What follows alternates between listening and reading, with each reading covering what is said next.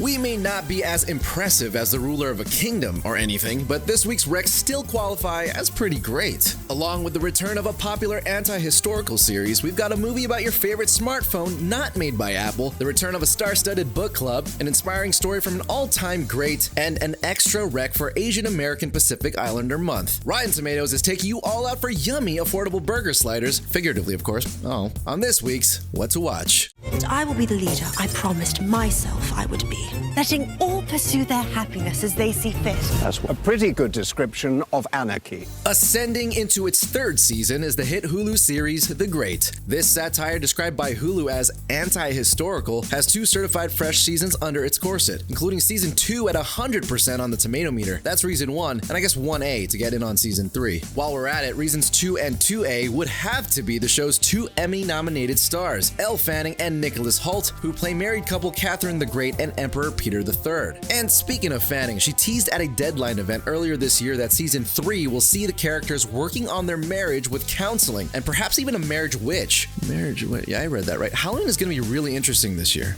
The guy's a shark. I know how to market it, and I know who we can sell it to. But I want 50% of the company, and I've got to be CEO. I don't know who you think you are, but deal. Are you joking? Dialing up a spot in theaters this week is the biopic BlackBerry. And as you might be hoping when you see the title, yes, this cheeky dramedy does tell the unbelievable story of the BlackBerry, considered the world's first smartphone, aka that one thing everybody had before they got an iPhone. And if you haven't already gotten up to check a forgotten drawer for your old BlackBerry, it's worth noting that this film was adapted from a popular book. So there were plenty of juicy details to choose from. And it stars the always entertaining Jay Baruchel and Glenn Howerton, with Carrie Elways in a supporting role. On top of all that berry goodness, this film festival darling is already certified fresh on the tomato meter, with a critics' consensus saying, with intelligence as sharp as its humor, BlackBerry takes a terrifically entertaining look at the rise and fall of a generation-defining gadget. We're best friends for 50 years. And you? Married.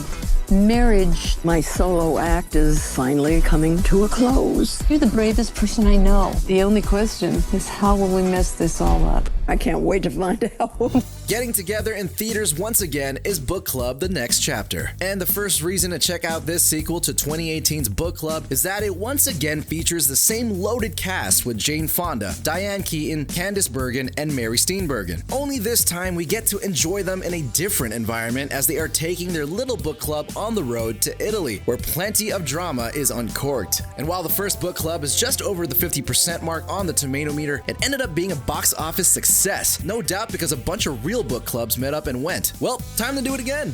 No one outside of my family knew. There was only one reason I took these pills: to hide. But all those years of hiding was shaking me away. Streaming on Apple TV Plus is the biodoc Still, a Michael J. Fox movie. Now, because the fact that Michael J. Fox is just flat out awesome and inspiring, this film takes the unique approach of pulling in archival, documentary, and scripted elements to tell Fox's story. And that includes giving us major access to his family and personal life. And with a fresh tomato meter score hovering just under 100%, it's obvious this one has had an impact on critics. In fact, the critics' consensus calls this one poignant and profound, offering a captivating inside look at the life and career of a beloved entertainer. What happened to the White Castle? What? There used to be a White Castle right here in this location. Where is it? I hate to be the bearer of bad news, guys, but Burger Shack, they bought this location about 4 years ago. And finally, how about chilling at home and pulling up the classic comedy Harold and Kumar Go to White Castle on Vudu? And you may be wondering why we picked this movie, especially considering that 420 has already passed. But there's actually 2 great reasons. One is that we can't think of a better way to celebrate Asian American Pacific Islander Month. Plus, the fresh gem turns 19 this year. Yup, you're totally getting old. Which means it falls under our RT25 celebration as we look back fondly on 25 years of Rotten Tomatoes. So yeah, I guess we're having a double party, which I'm sure Harold and Kumar would definitely approve of. And don't forget, Vudu has this and a ton of other AAPI month-themed titles to choose from. Alright, we did it. 5 great recs to cover all your bases this week. You're welcome. Be sure to let us and your fellow viewers know in the comments what you did check out, whether it was on this list or not. Remember to check out RottenTomatoes.com for the latest updates on scores and reviews for everything mentioned, as well as the movie and TV world at large. And seriously, check out the new RT25 page where we're celebrating 25 years of Rotten Tomatoes. That's all for today, Fresh Family. Until next week, stay fresh.